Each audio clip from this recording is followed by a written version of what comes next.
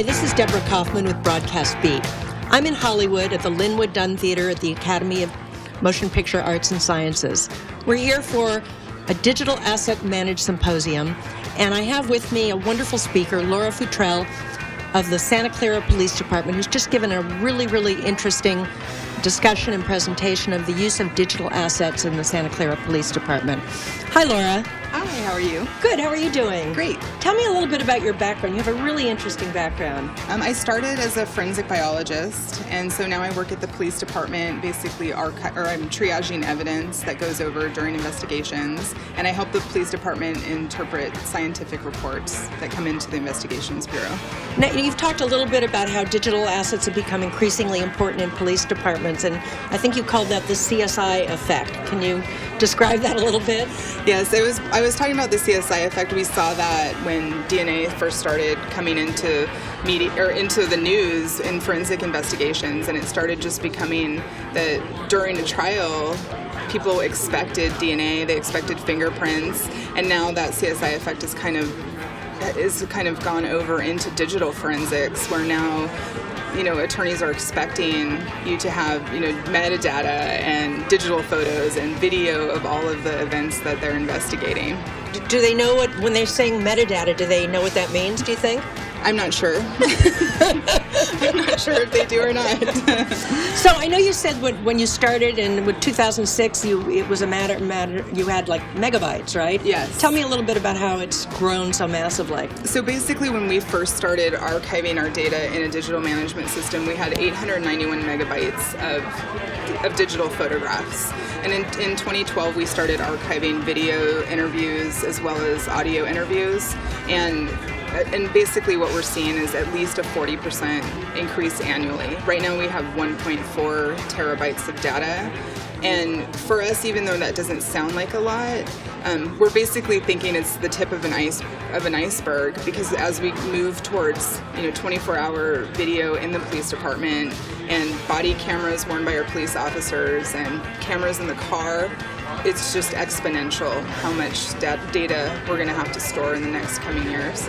Well, I imagine part of the challenge is not just storing all this, but being able to search it in a timely fashion as well. Yes, and we're still figuring that out. We're still figuring out how that's going to work, how we're going to disseminate it, and how we're going to find it once we have it stored long term.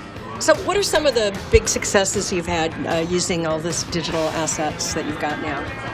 I think for us, one of the biggest successes with our program is just being able to share it with our district attorney's office remotely in a secure manner, so that we don't have to be burning every single photo in triplicate on CD and walking it over to the DA's office. They can actually just log onto our system and download whatever they need.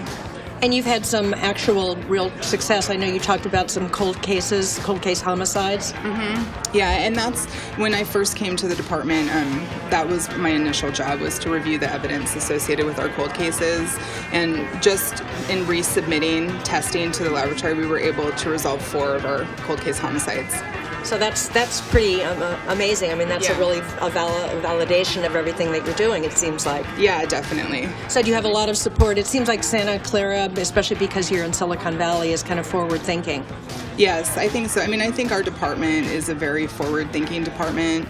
I mean, we have a very, we have social media online, and, we have a staff that really is able to see a need and get it met. And, just bringing a scientist into the Bureau, I think, was a big step for a police department, and seeing that they need to have someone with more advanced forensic knowledge, I think it just shows, what they want to do the best job that they can. Now, I know that also that because you're in Silicon Valley, you've worked with a couple of Silicon Valley companies as well.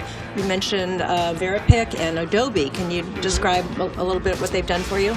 So basically, our digital evidence management system is run by Veripic, and the engineer that built that system used to work at Adobe. So he's very familiar with metadata and stuff for, photograph and video applications, and so he helps to write the software for the management system that we use. And yet I understand that the people, the bad guys that you're going after, you say have tremendous sophistication. Yes, a lot of times that's true. Yeah, I think you said something about child pornographers who can write code backwards in their sleep. Yes, it seems like it. A lot of that's the big challenge with police departments, is that you have investigators that are good at investigating, and you have people committing financial crime and people doing child pornography that are good at programming and, you know, hiding digital data. So it sounds like police departments need to really invest a tremendous amount of resources and energy into digital assets then. Absolutely. Absolutely. Do you think, are they aware of this need? Are they going to go forward? Are they going to be doing it? I hope so. I mean, I think our department, we're definitely aware of it. I mean, we're definitely now even trying to figure out, you know, moving forward, you know, what's going to happen in the next 5 or 6 years with, you know, the more cameras, the higher definition systems, you know, how do we manage and archive all this data long term? And I understand that this summer you're going to be up to doing something very, very interesting. Yes, I'm actually getting my certificate in digital forensics this summer, and hopefully that'll just add to my skill set at Santa Clara Police Department. Well, tell us where you're going to be getting this certification. It's at the Secret Service in Alabama. So I can't ask you anything more. You might have to kill me. Yes. Well, good luck. It sounds like a really, really interesting use and an interesting crossover between what we do in entertainment and the greater world at large. So keep us apprised, okay? Yes, thank you. And I'm interested to hear the rest of the talks today.